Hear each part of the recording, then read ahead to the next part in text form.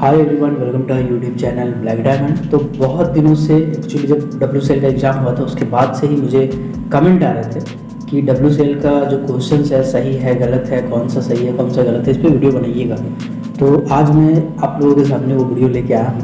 तो WCL में basically 100 question पूछे गए थे जिसमें ज़्यादातर जो क्वेश्चन थे वो टेक्निकल ही थे और कुछ क्वेश्चन कोल इंडिया से रिलेटेड ही थे। तो पूरी टेक्निकल क्वेश्चन ही पूछा गया था 100 नंबर का। ज़्यादातर का कहना है कि क्वेश्चन बहुत आसान था और मैक्सिमम का यही कहना है। और तो और आपको जान के भी खुशी होगी कि लगभग मेरे 50+ स्टूडेंट का 90+ स्कोर है।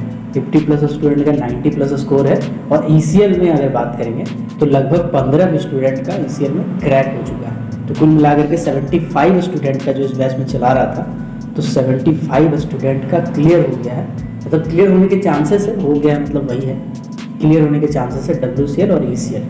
तो अगर आप क्लासेस करना चाहते हैं, क्योंकि मेरा टारगेट बेच होता है और मैं एक ड्यूरेशन लेके चलता हूँ, तो बेसिकली मेरा 5 महीने का ड्यूरेशन है, ठीक है। तो उससे ज़्यादा मैं खींचता नहीं हूँ और उससे पहले मैं कर नहीं पाऊँगा शायद।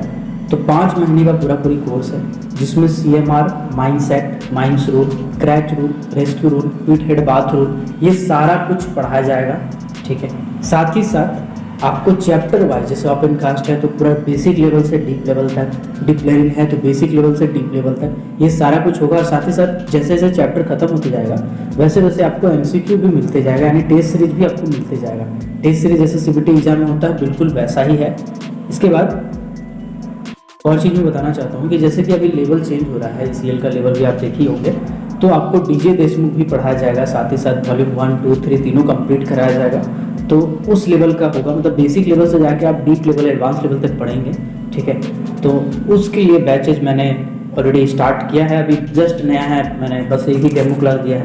तो अगर आप क्लासेस करना चाहते हैं तो स्क्रीन पे मैं नंबर लिख दे रहा हूँ 6200, जस्ट अ सेकेंड, एक मिनट, 6200 670 155। इस नंबर पे आपको व्हाट्सएप पे मैसेज करना है। आपको व्हाट्सएप पे ना कॉल करना है ना डायरेक्ट कॉल करना है, व्हाट्सएप पे मैसेज करना है और आपको कहना है कि आप क्लासेस करना चाहते हैं माइनिंग सरदार ओवरमैन का या DGMS का भी एग्जाम है आपका, तो कर सकते हैं। आप मैसेज कीजिएगा व्हाट्सएप पे, मैं आपको बाकी का डिटेल आगे बता दूंगा।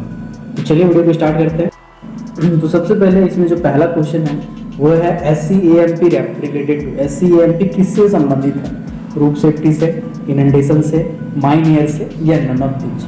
तो इसका सही आंसर हो जाएगा रूट सेफ्टी से संबंधित है। SCAMP का मतलब होता है starter control and monitoring plan. Regulation number 123 में दिया हुआ है जो कि स्टार्टर कंट्रोल से संबंधित है, रूट सेफ्टी से संबंधित है। अगला सवाल है maximum speed of explosive van carrying explosive, यानी कि जो एक्सप्लोसिव वैन होता है जब एक्सप्लोसिव कैरी करता है तो उसका मैक्सिमम स्पीड कितना होता है? तो आपको पता होगा कि 25 किलोमीटर प्रति घंटा उसका मैक्सिमम स्पीड होता है, ठीक है।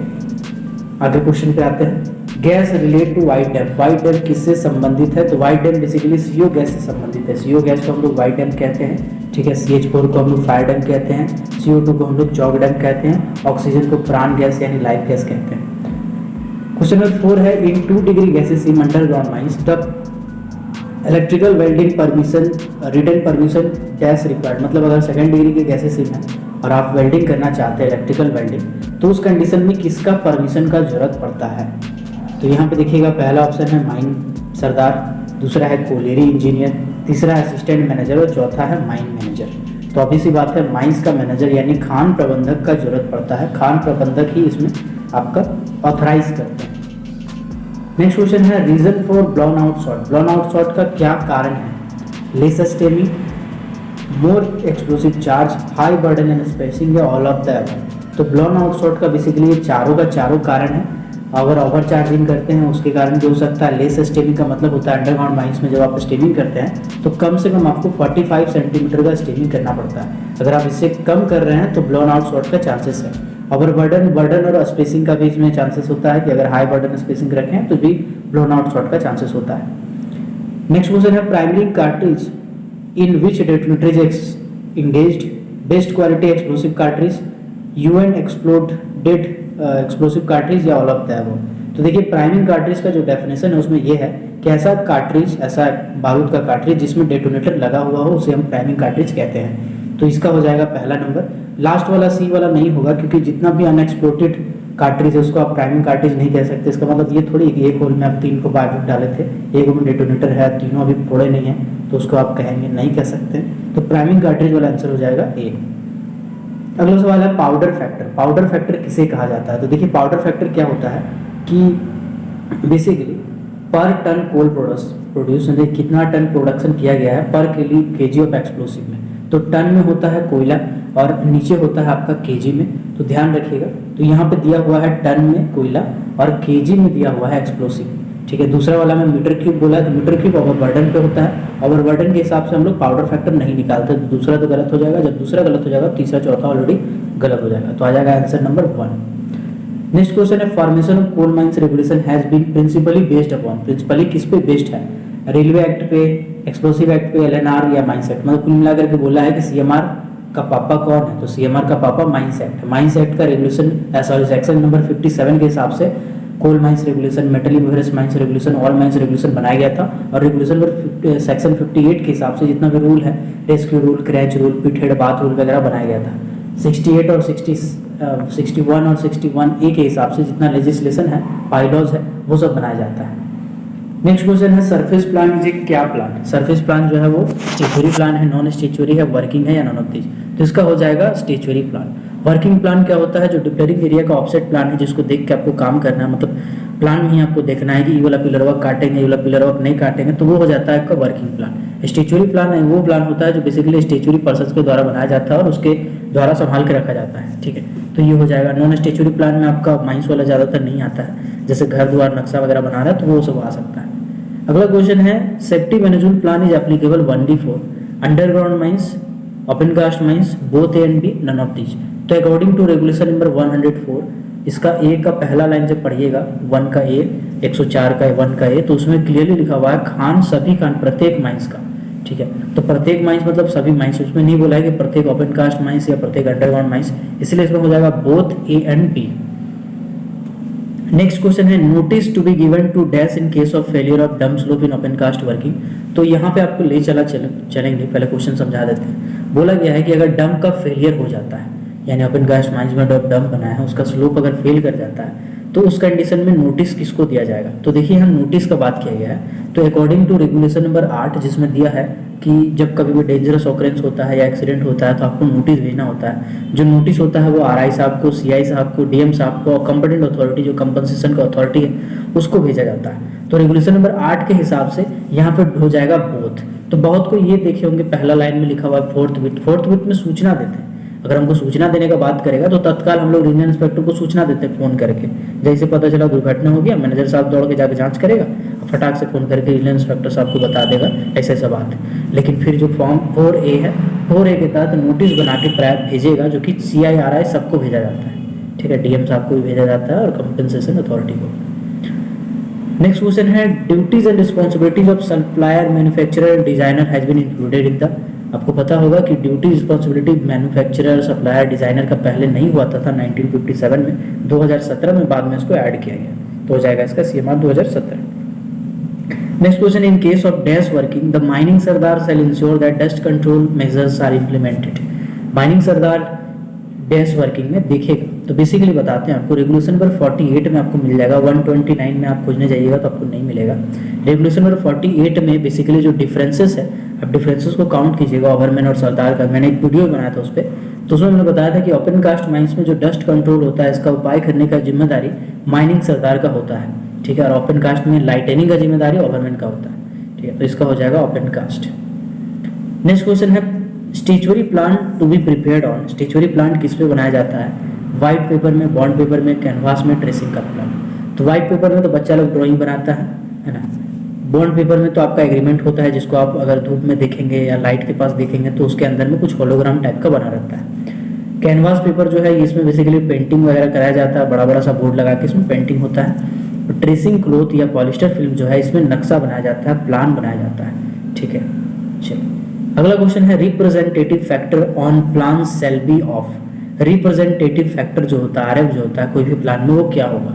तो अकॉर्डिंग टू रेगुलेशन नंबर 64 में जब आप देखिएगा तो उसमें क्लियरली मेंशन किया हुआ है कि जब तक स्पष्ट ना किया जाए तब तक कोई भी प्लान या सेक्शन का आरएफ जो होगा वो 1:1000:1 या 2000:1 होगा, यानी 2000:1 या 1000:1 इसका रेशियो हो जाएगा।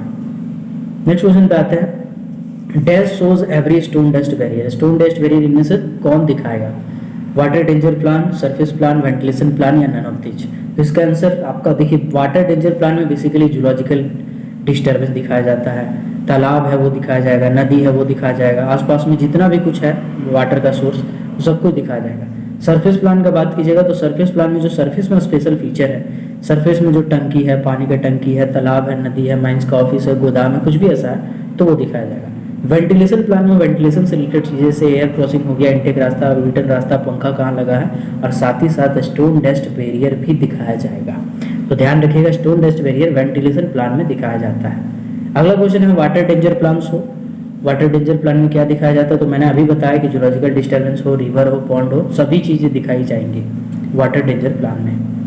नेक्स्ट क्वेश्चन है HFL एज पर CMR। तो HFL का मतलब होता है हाईएस्ट फ्लड लेवल। ये बेसिकली हाईएस्ट फ्लड लेवल जो माइंस का एंट्रेंस होता है उससे कम 1.5 मीटर ऊंचा रखा जाता है। HFL से बेसिकली प्लस में यानी कि 1.5 मीटर ऊंचाई पे एंट्रेंस होता है जहाँ कहीं भी HFL है उससे।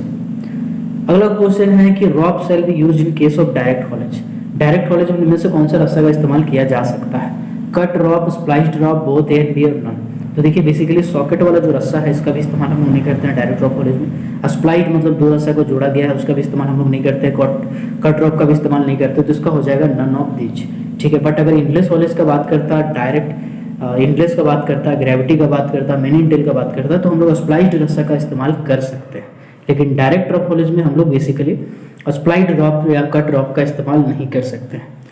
अगला क्वेश्चन है pull cord is a safety device related to. Pull cord जो सेफ्टी डिवाइस है वो किससे संबंधित है? तो देखिए ऐसा है कि जब आपका ट्रेन चलता है और ट्रेन चलते चलते अचानक से मन किया कि ट्रेन को रोक दें, हमको यहाँ उतरना है, तो आप क्या करते हैं? चेन पुलिंग करते हैं, चेन खींचते हैं, ऑटोमेटिक ब्रेक लगता है और ट्रेन रुक जाता है। इसी तरह से अगर जो बेल्ट कन्वेयर होता है, बेल्ट कन्वेयर में अगर आप चाह रहे हैं कि कुछ इमरजेंसी आ गया तो अचानक से आपको रोकना पड़ेगा, तो आप पुल कॉर्ड स्विच को खींचते हैं। पुल कॉर्ड स्विच खींचने से ऑटोमेटिक जो बेल्ट कन्वेयर है वो वहीं पे रुक जाता है। ठीक है, तो इसका हो जाएगा ऑपरेशन ऑफ बेल्ट कन्वेयर। अगला क्वेश्चन है water gauge in mines is to measure. देखिए यहाँ पे बहुत सारा लड़का गलती किया है, जो लड़का हमको भेजा है इसका क्वेश्चन ये भी गलती किया है, हालांकि अच्छा लड़का बट गलती किया, कोई बात नहीं, मैं समझा देता हूँ। Water gauge in mines is to be measured. जो वाटर गेज होता है, वाटर गेज का मतलब मैनोमीटर का बात कर रहा है। मैनोमीटर इनमें से क्या नापता है? Air temperature? जी बिल्कुल नहीं, एयर टेम्परेचर नापने का काम या तो थर्मोमीटर का होता है या पायरोमीटर का होता है। ठीक है। Ventilating air pressure? जी नहीं, वेंटिलेटिंग एयर प्रेशर बैरोमीटर नापता है। बैरोमीटर जो माइंस का मैनेजर का ऑफिस में लगा रहता है, जिसको मैनेजर साहब देखते हैं और बता देते हैं कि माइंस के अंदर का कंडीशन क्या है, उसका काम है वेंटिलेटिंग एयर प्रेशर को नापना। आपको वाटर गेज बोला गया है जो कि मैनोमीटर है, ये प्रेशर डिफरेंस को नापता है। ठीक है, एयर मॉइस्चर को भी ये नहीं नापता है बेसिकली। तो आप इसको समझिए ऐसा कि मान लीजिए एक तो कमरा है, उस कमरा में आप खड़ा है, ठीक, बाहर में बहुत तेज हवा चल रहा है, आपका खिड़की पूरा खट खट खट खट करने लगा, तो आप जाके खिड़की को खोल के देखे तो आपको पता चला कि बाहर आंधी आ रहा है, पेड़ों गिर रहा है। तो फटाक से आप बाहर निकले अपना कपड़ा उठाने के लिए, तो जब आप बाहर निकले तो आपको बहुत जोर से हवा लग रहा था, भयंकर, समझे। फिर आप दनादन अंदर गया और जाके गेट खिड़की दरवाजा सब बंद कर लिया। अब अंदर में आपको पता नहीं चल रहा है। तो अगर अंदर का एटमॉस्फेरिक प्रेशर 1 है और बाहर का एटमॉस्फेरिक प्रेशर 10 है, तो दोनों के बीच का जो डिफरेंस होगा वो हो जाएगा 9।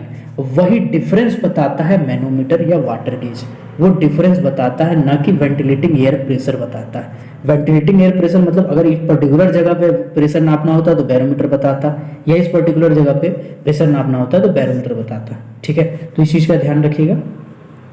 अगला क्वेश्चन है split in CMR 2017 related to. Split जो है CMR में वो किससे संबंधित है? तो देखिए पहला है ऑप्शन माइन वेंटिलेशन, दूसरा है सब्सिडांस मैनेजमेंट। तो सब्सिडांस मैनेजमेंट देख के कंफ्यूज हो रहे होंगे। देखिए वो स्प्लिट गैलरी है, स्प्लिट गैलरी डिप्लेरिंग से संबंधित है, ना कि सब्सिडांस से संबंधित है। ठीक है, तो स्प्लिट्स क्या होता है? जब कभी भी हवा जाता है, हवा जाने के बाद इधर एक रास्ता चला गया हवा का, फिर आगे चल के इधर चला गया, इसको बोलते हैं स्प्लिटिंग। तो ये बेसिकली स्प्लिट जो है वो माइन वेंटिलेशन से संबंधित है। नेक्स्ट क्वेश्चन है reserve station in underground mines related to. Underground mines में रिजर्व स्टेशन किससे संबंधित है? तो वो एक्सप्लोसिव से संबंधित है, बारूद से संबंधित है रिजर्व स्टेशन। अगला क्वेश्चन है danger zone open cast mines में टेक शेल्टर लेने से पहले कितना होता है? तो बेसिकली 500 मीटर होता है डेंजर जोन, ठीक है, ओपन कास्ट माइंस में, इसका ध्यान रखिएगा 500 मीटर। CMM स्टैंड फॉर, ये भी बताने की जरूरत नहीं, कोल माइन मीथेन हम लोग कहते हैं CMM को, ठीक है। FLP स्टैंड फॉर, FLP हम लोग फ्लेम प्रूफ इनक्लोजर कहते हैं हम लोग इसको, जबरदस्ती का क्वेश्चन बनाया है। Accident due to blasting generally occur, मतलब जब कभी भी ब्लास्टिंग किया जाता है उसमें जो एक्सीडेंट दुर्घटनाएं होते हैं वो जनरली किन कारणों से होती है? पहला है ज्वाइनिंग ऑफ द फेस, मतलब दो फेस जब परस्पर 9 मीटर की दूरी पे आ जाते हैं, जब ज्वाइन करने वाले रहते हैं एक दूसरे से, तो हम लोग बोलते हैं ज्वाइनिंग फेस, तो ये इसके कारण होता है।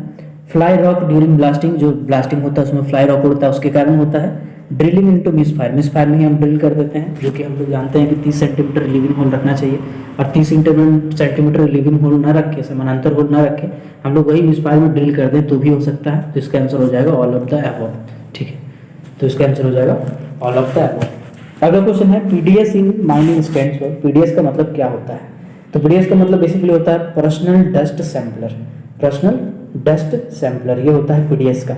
एक होता है ग्रेविमेट्रिक डस्ट सैंपलर 113A, यानी 113A का होता है, ठीक है, ग्रेविमेट्रिक डस्ट सैंपलर इसको हम लोग बोलते हैं। तो एक होता है PDS यानी पर्सनल डस्ट सैंपलर, ये आपका डस्ट सैंपलिंग का काम करता है।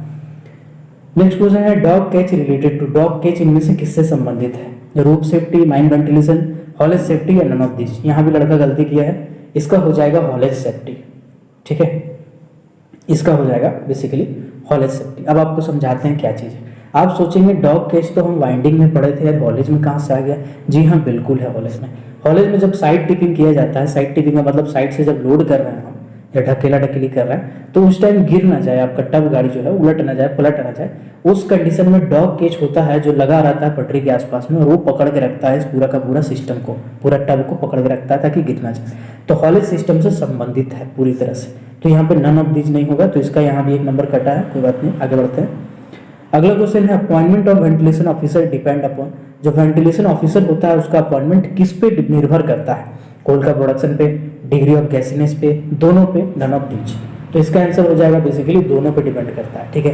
फर्स्ट डिग्री को अलग कैटेगरी में रखते हैं, सेकंड और थर्ड डिग्री को अलग कैटेगरी में रखते हैं। 2500 टन के आसपास में होता है, 1500 टन होता है। आप पढ़े होंगे तो आपको पता है कि आप मैं क्या बोलना चाह रहा हूँ, नहीं पढ़े तो कोई बात नहीं, रेगुलेशन नंबर 46 आप पढ़ लीजिएगा, और बेसिकली एक बार रेगुलेशन पे देख लीजिएगा, इसका नियुक्ति वाला उसमें दिया हुआ है।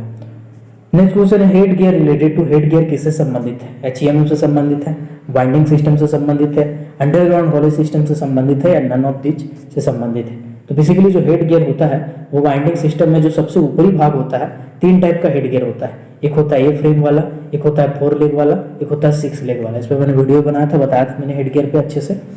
तो बेसिकली वाइंडिंग सिस्टम जो होता है इसमें हेड गियर का इस्तेमाल किया जाता है, जिसमें पुली वगैरह सारा कुछ लगा हुआ रहता है। आगे बढ़ते हैं। FOS स्टैंड फॉर, FOS किसके लिए, किसका फुल फॉर्म क्या होता है? तो basically factor of safety, factor of safety FOS का फुल फॉर्म होता है। नेक्स्ट क्वेश्चन है first aid station are established in open cast mines where at least 10 persons are employed, मतलब कुल मिलाकर के कहा गया है कि ओपन कास्ट वर्किंग में कितना से ज़्यादा वर्कर होने पे, किसी भी जगह पे काम पे लगाए जाने पे फर्स्ट एड स्टेशन बनाते हैं। तो देखिए बेसिकली सरफेस हो या ओपन कास्ट वर्किंग हो, 50 से ज़्यादा आदमी जहाँ कहीं भी काम पे लगाए जाते हैं फर्स्ट एड स्टेशन बनाया जाता है। 150 अगर टिक मारे होंगे तो गलत होगा, क्योंकि वो फर्स्ट एड रूम के बारे में, ठीक है। फर्स्ट एड रूम का फ्लोर एरिया आपको पता होगा 10 मीटर स्क्वायर होता है, ठीक है। रेस्ट सेंटर का 14 मीटर स्क्वायर होता है। चलिए आगे बढ़ते हैं। नेक्स्ट क्वेश्चन है resin bolting is related to, resin bolt किससे संबंधित है? तो आपको पता होगा रेजिन ग्राउटेड बोल्ट और सीमेंट ग्राउटेड बोल्ट, 2 टाइप का बोल्ट है जो कॉमनली यूज किया जाता है रूफ बोल्टिंग में। तो ये बेसिकली जनरल जिसका RMR होता है 40 से 60 के बीच में, उसमें इसका इस्तेमाल किया जाता है। तो इसको हम लोग रूफ सेफ्टी से संबंधित है। अगला क्वेश्चन है TMT बार क्या होता है? तो TMT का फुल फॉर्म पहले हम लिख देते हैं। TMT का मतलब होता है थर्मो मैकेनिकली ट्रीटेड। तो TMT अगर कहीं पे लिखा हुआ है, जैसे घर बनाते हैं हम, तो उसमें लिखा रहता है TMT बार 8 इंच, 6 इंच, 5 इंच, 3 इंच, ठीक है। तो TMT का मतलब होता है थर्मो मैकेनिकली ट्रीटेड, मतलब उसको गर्म करके मजबूत पीट पाट के बना दिया गया। आप उसको आराम से मजबूती से यूज़ कीजिए, आपको कोई दिक्कत होने वाला नहीं है। तो ऐसा ही TMT का यूज़ किया जाता है रूफ बोल्टिंग का भी केस में, ठीक है। चलिए आगे बढ़ते हैं। अगला है TNT is related to, TNT किससे संबंधित है? तो TNT का मतलब होता है ट्राई नाइट्रो टॉल्विन। ट्राई नाइट्रोटोलुएन जो एक्सप्लोसिव होता है उसमें इस्तेमाल किया जाता है, ना कि माइन एक्सप्लोजन में। बहुत पे माइन एक्सप्लोजन टिके हैं। माइन एक्सप्लोजन गर्म गैस का विस्फोट हो गया, हाइड्रोजन गैस का विस्फोट हो गया, तो उसको हम लोग माइन एक्सप्लोजन कहेंगे, जो ऑटोमेटिकली होता है, ठीक है, बाई नेचर। बट अगर हम कोई चीज़ कर रहे हैं ब्लास्टिंग वगैरह बारूद का, तो उसको हम लोग ब्लास्टिंग कहेंगे, ठीक है, ना कि हम उसको एक्सप्लोजन कहेंगे। तो इसका हो जाएगा एक्सप्लोसिव एंड ब्लास्टिंग। TNT जो है एक्सप्लोसिव और ब्लास्टिंग से संबंधित है। तो नेक्स्ट क्वेश्चन पे आते हैं, वो है D dash R blasting free technology. इनमें से कौन सा ब्लास्टिंग फ्री टेक्नोलॉजी है? पहला है कंटिन्यूस माइनर।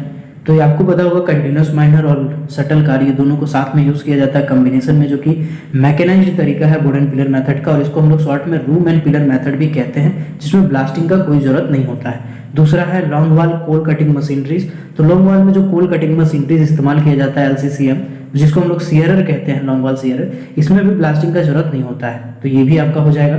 तीसरा है हाई वॉल माइनिंग। तो जब कभी भी BESR यानी break even stripping ratio achieve कर लिया जाता है, मतलब समझाते हैं आपको, ओपन कास्ट माइन चलाते चलाते इतना गहरा हो गया है कि जब कोयला निकाल रहे हैं, कोयला को बेच दे रहे हैं, तो कुल मिलाकर के जितना पैसा हाथ में आ रहा है सब वर्कर को बांट बूट के खत्म हो जाएगा, कंपनी के हाथ में बच रहा है ठेपा। तो उस कंडीशन में उसको हम लोग बोलते हैं ब्रेक इवन स्ट्रिपिंग रेशियो। तो जब कभी भी ऐसा रेशियो अचीव कर लिया जाता है, उसके बाद हम लोग हाई वॉल माइनिंग में जा सकते हैं।